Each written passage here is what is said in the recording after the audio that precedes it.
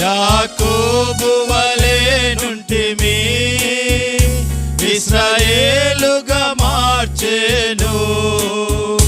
తన స్వాస్యముగా తన భాగముగా తన జనముగా నైతిమి.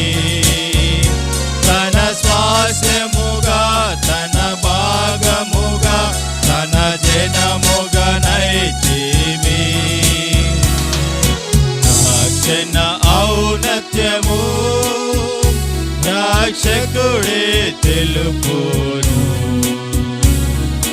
పర్వత శిఖర శ్రేణుల వలెనే నిశ్చల